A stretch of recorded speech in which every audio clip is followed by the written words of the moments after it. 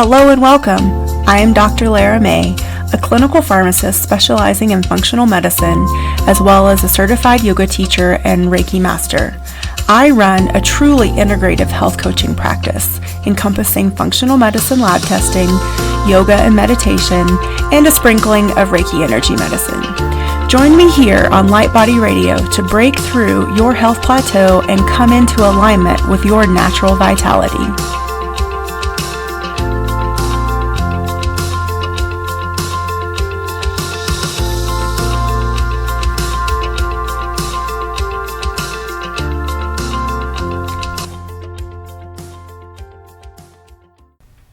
Hello everyone, and welcome back to another episode of Light Body Radio. I hope everyone's having a great summer and had a great 4th of July. Today I want to talk to you about a little thing called forgiveness.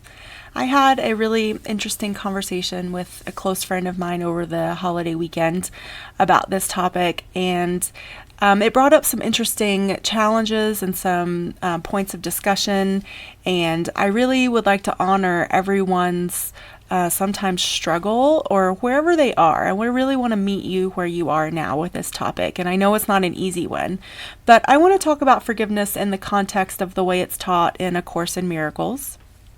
And if you're not familiar with the Course, it's a spiritual text that guides us to undo fear that we've been taught ever since we were born and remember love. And one of the ways that we remember love is through forgiveness. So I personally know how powerful forgiveness is, and it's something that does not, again, it doesn't come naturally to any of us really, because we are taught the dichotomy of, I'll just call it like a sinner versus a saint, or, to be good or to be bad. And so this whole concept of forgiveness through a lot of Christian or even many religious dogmas is that in order to forgive, that you must accept sin or negativity or a badness or being bad. But from this, through the Course in Miracles, is a totally different approach to it.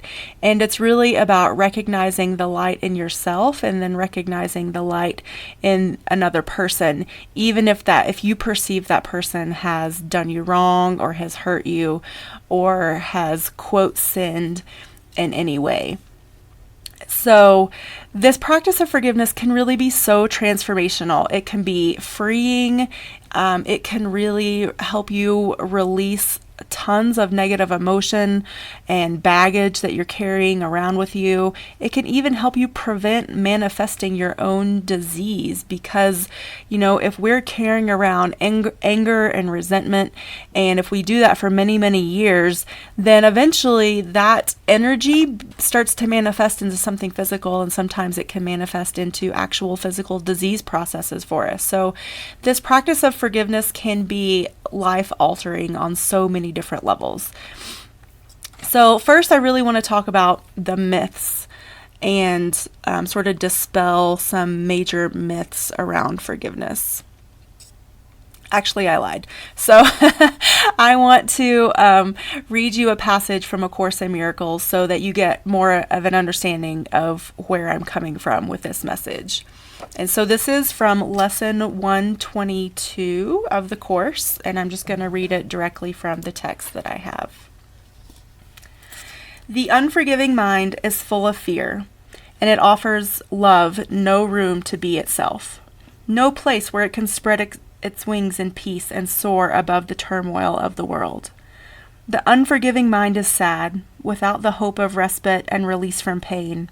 It suffers and abides in misery, peering about in darkness, seeing not, yet certain of the danger lurking there. The unforgiving mind is torn with doubt, confused about itself and all that it sees, afraid and angry, weak, blustering, afraid to go ahead, afraid to stay, afraid to waken or even go to sleep, afraid of every sound, yet more afraid of stillness than anything else, terrified of darkness, yet more terrified at the approach of light. The unforgiving mind is in despair, without the prospect of a future where it can offer anything more but more despair. Yet it regards its judgment of the world as irreversible, and does not see it has condemned itself to this despair. It thinks it cannot change, for what it sees bears witness that the judgment is correct. It does not ask, because it thinks it already knows. It does not question, certain that it is right. Forgiveness is an acquired practice. As sin was an idea that we were taught, forgiveness also must be learned, but from a teacher other than ourselves. Through love, you learn how to forgive the self that you made. Thus, you return to your mind as one with love, one with your true self, one who can actually never sin. So again, that was an excerpt from lesson 121. I think I said 122 earlier, but so as you forgive, you feel this release of all of that negativity that they just talked about in that passage, and you truly start to come to a place of peace. So myth number 1 about forgiveness is that it's really about it's all about the other person, or the person that you feel wronged by. And really, it's important to remember that forgiveness is a blessing for yourself. Forgiveness is really a selfish act, and it's a good selfish act. So when you're stuck in judgment of someone, no matter how justified you may feel, you are also keeping yourself stuck in a low-level vibration. And we know from the law of attraction that like attracts like. So that low vibration is going to attract more low-vibing stuff, more low-vibing negativity into your life. And it really limits your capacity for inviting in peace and joy. But when you let go, you surrender, when you forgive, you release yourself of all of that tension and trauma and tightness, and you free your energy up to create and allow in more love and light and creativity and lightness, as in like feeling lighter. And really, I don't think it can be stressed enough that forgiveness offers you, the person doing the forgiving, the freedom from the bondage of the judgment and sometimes even hate and anger. So by unloading all of this emotional burden, you're going to feel lighter and happier and more peaceful, and you're going to start to vibrate higher and attract all that you are really wanting in your life. So just keep that in mind next time you catch yourself holding on to some resentment or unforgiving behavior or thoughts. So the second myth that I want to talk about is that forgiving someone means that whatever they did is okay, or that it condones sin. And I want to be very clear that this could not be further from the truth. Forgiveness doesn't mean that you stay silent about injustice, or that you say, oh, that abuse is okay, or that act of extreme violence or murder or whatever it was is okay. That's not true at all. And you may even feel like through your forgiveness that you're more guided to speak up for yourself or others. But the key is to take spiritually aligned action. So showing up from a place of power through love and compassion, and operating through that motivation instead of anger and hate. And forgiveness doesn't mean that you have to stick around. And by all means, like if you are in an abusive relationship, whether it is emotional or physical, get out, get the hell out. You do not need or want to be around that. But at the same time, you can still forgive your partner or family member or whoever that may be. Maybe it's even someone from work, a boss. You can forgive that person for being abusive while still getting out of the toxic relationship. Accepting others where they are And forgiving them doesn't mean that you let someone walk all over you. It doesn't mean that you have to endorse what they're doing or say it's okay. It means that you allow them to be where they are and you don't try to change them. But it also means that you have to love yourself enough to remove yourself from that situation. And sometimes when we accept someone for who they are and we allow them to be who they are, then, that's really all we can do is accept and just say, I honor you where you are. I don't condone it, but I'm also not going to judge it. And I'm just going to allow you to be. And, you can see someone in the light without having them in your life at all. And this is a practice that I practiced a lot at one point in my life when I was working with a really toxic boss. And it turns out that he was a really bad man and was arrested later on and removed, thank goodness, from the work environment. But I was going through this whole process of just seeing him bathed in love and light and wanting as much love and light for him as I would for myself or someone that I love unconditionally. So this practice of seeing the other person that you're trying to forgive as a being of light, because really at their core, before they incarnated into this human body, they were love and light. And so just focusing on that. And again, this will help you remove yourself and get away from that cycle of resentment and judgment and anger.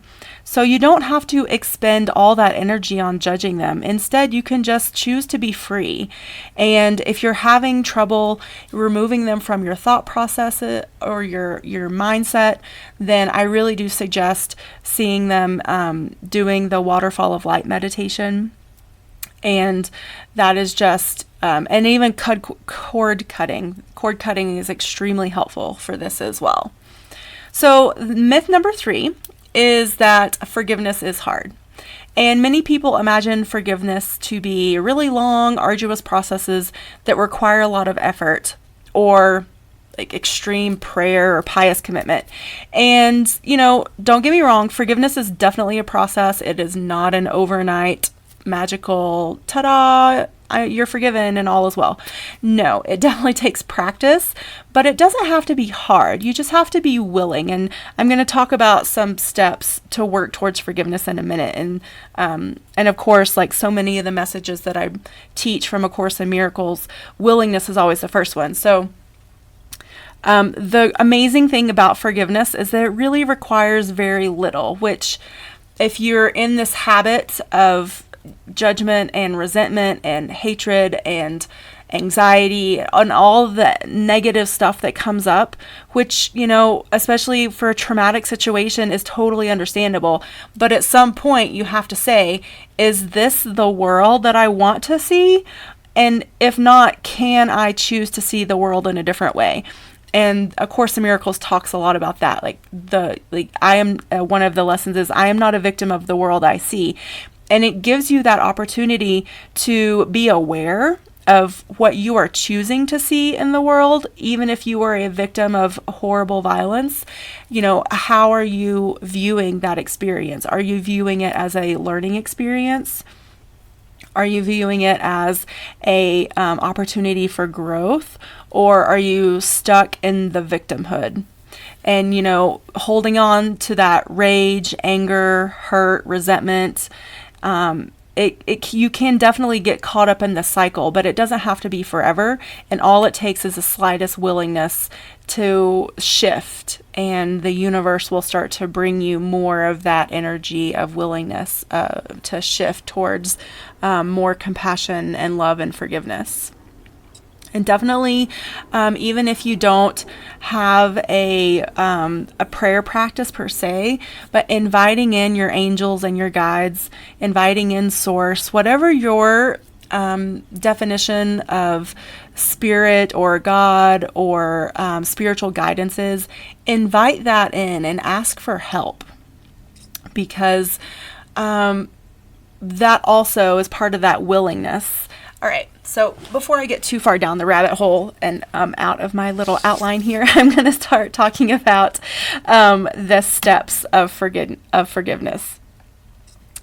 All right. So, like I said, the first step is to be willing. And willingness, we have to be willing to let go of our stories. If you are committed to your personal path of growth and expansion, then you also have to sort of, be willing to change how you perceive things, to change how you think about things. And again, that willingness is just the little hit, just the little spark that the universe, that source, that the law of attraction will see and will say, oh, okay, you want some more of that? I'll bring you some more of that. So focus on the willingness. Again, if that means prayer or meditation, or maybe if you have a yoga practice, infusing a mantra of, I am willing to see things differently. I am willing to see this person from a place of love and light. I am willing, any of these I am willing affirmations, to infuse that in whatever movement meditation you have, whether it's while you're walking your dog, or even if you're, driving your car or brushing your teeth, you can start to infuse those mantras, and that will shift your vibration and start the law of attraction working for you in a positive way. So again, being willing to let go of the story that you've been telling. So a lot of times we get wrapped up in telling the story of, how we were hurt or how we were victimized. And, one of the things that Abraham and the law of attraction talks about is when you keep the vibration of something like that active, then you are perpetuating it. And so, and again, sometimes you feel called to maybe be an advocate for others that have been victims or abused in some way, shape, or form, and that's great. But also think about, are you telling it from a position of victimhood, or are you telling it from a position of empowerment? That yes, this happened, however, I learned this, I grew stronger by A, B, or C. These are the tools. So it's sort of like what I'm doing with you today is I'm bringing you the steps to develop a forgiveness practice. So definitely witness your story, recognize, where you are, because we all are where we are and we can't move forward or grow if we don't recognize where we are, but that doesn't mean stay there. So witness your story and thank it. Thank it for the lessons. Thank it for being a part of your life. Thank it for bringing you to where you are today, because without all of the experiences that we've been through, no matter how bad, we wouldn't be the amazing people that we are today, the bringers of the light, without all of these experiences and without all of these lessons that we've learned. And so again, it's a process. So maybe you're not there yet. Maybe you're not willing to say, hey, thank you for this horrible thing that happened to me. But just knowing that it's a step along the way is even better than still being stuck in the vortex of all the negative emotion. So another aspect is to recognize that the problem is not outside of us, but inside of us. And this is also directly from A Course in Miracles. So the problem of not being able to forgive is something that is inside of our minds. We take what we perceive and we project it out, and that is just how we operate as humans. It is what it is. But it can be something that we learn how to mitigate. And so once we recognize that this problem of not forgiving, that this problem of judgment has nothing to do, like it might have been something that you perceive that happened to you, that you went through, but your willingness or lack thereof to move through it, to forgive, to come to a place of acceptance and then growth, that's all happening inside of you, and it's happening inside of your mind and your spirit. So be aware that really, if you're struggling to forgive, then that is an inside yourself problem, not an outside problem. Also, recognize that it is our choice to keep the problem active in our vibration. And I talked about this a little bit already. But again, be conscious of how you choose, or if you choose at all to talk about something. Maybe it's better if you don't talk about it so much, or if you only talk about it around certain people that you know will be helpful and healing for you. Maybe it's not a story that you need to share at the water cooler at work, or maybe it's a story that you don't want to share with your family, depending on your family dynamic, or, whatever it is. Maybe you have a therapist, and maybe that's the safe space where you talk about this story. Where, but again, don't keep it active in your vibration from the point of victimhood, because that vibration is what the universe will bring you. And we want to get to a vibration of healing and happiness and forgiveness, right? That's the whole point of today's subject matter. So, all right. So first, we are willing to see things differently. Second, we are being the witness and thanking this experience for what it has taught us. Now we are going to surrender and let it go. And again, this will involve for me, I grew up in a Southern Baptist environment, so the whole concept, I was familiar with the concept of prayer, but I didn't really jive with the way I was taught to do it. And so I came to my new definition of prayer through meditation. And so, I think a lot of meditation and prayer are one and the same. And so if you want to have a prayer of, angels and guides, please take this from me. Show me a new way of thinking. Show me a new approach. Show me how to view this with compassion, love, forgiveness, and grace. How about that? That was a nice little prayer. So call on whoever you resonate with, or maybe it's no one at all. Maybe it's nature. And just ask for that help of helping you shift through whatever block you have, or cut the cords that you have with the person or the situation. And all of those things will help you surrender, which is to release and let it go, hand it over to a source bigger than you that can transmute it up to love and light and dissolve it, and keep it from holding you down any longer, to set you free. Okay, the third thing about this is that this is a consistent practice. I talked about it before, but this will not happen overnight. I mean, if it does happen overnight for you, fantastic. I would love to hear about that story. But in my own personal experience, forgiveness is not something that happens overnight. So we need to be patient with ourselves, patient with our environment. Sometimes, again, it can be a quantum shift, but it takes a while for us to marinate in these new thoughts and these new practices, and to really witness the transformation that's going on both inside and outside of us, because we know that our outside world is a reflection of our internal condition. And so, like I talked about earlier with the law of attraction, that the longer we marinate in these new energetic spaces and these new ways of thinking, that we'll start to see manifestations of that in our outer world. And that's really the magic of it. And so whether it's, I think, especially at the beginning, having an intentional daily practice, to whether it's 30 days, 40 days, 90 days, whatever it is for you. But, set an intention for that day. And that could be the little prayer that I said. My intention today is for Spirit to take this from me and show me a new way of compassion, love, forgiveness, and grace. Please allow me to let go of this so I may make room in my life for more love and light.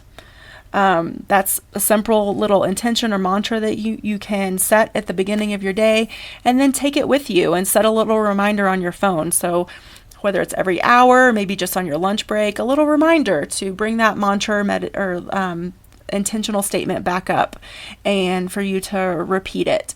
to keep that active in your vibration, because that is that new, loving, compassionate, non-judgmental vibration that you want to bring in, that you want to activate, that you want to grow, because that's going to bring in so much more abundance in your life. So again, be consistent, but be patient and be gentle. This is going to be, and this is one of the things that I talked about with my friend, is that she was really at the moment frustrated that she had been doing all this work to move beyond the traumatic event that happened to her. And then there was literally like one simple trigger and she was like slingshotted backwards. And she was frustrated with herself and frustrated with the situation, blah, blah, blah, blah, blah, blah, blah, all these things. But, it's like, that's okay. That's going to happen. So it's not about being perfect. It's how quickly we come back to our practice. How quickly can we recognize that, oh no, we're getting caught up in the vortex of negativity of our ego mind, and say stop. And then restart the process of being willing to see things differently, being the witness and thanking you for the lesson that it's taught you, being willing to surrender, and then being consistent with your practice. So all of those steps. And just going through that over and over and over until eventually you will have released it and you'll feel free and you'll feel at peace and you will be able to view the world through a lens of love, light, and compassion, forgiveness, and grace. I love that. I love all of those together. And that prayer itself came from a little snippet from Gabrielle Bernstein. As you guys know, I'm a student of hers as well. So I hope you enjoyed today's little talk about forgiveness. And again, what I read came from A Course in Miracles. It was lesson 121. And there were some little pieces of lesson 122 in there as well. I hope to hear some feedback. If you liked this, great. If you didn't like it, if you think I am totally out of touch and, out like way in an outer field, I am, willing and happy to hear that point of view as well. But I hope that I was able to give you some tools and to help you understand that wherever you are is where you are, and that's okay. Because again, this is something that we have to learn how to do. We were taught, like I said, from a very young age to see sin and maybe hold grudges. And so when we're learning about forgiveness and learning how to infuse it in our lives, it's a process. So I hope, again, that you receive this well, and I will catch you on the flip side of my next episode.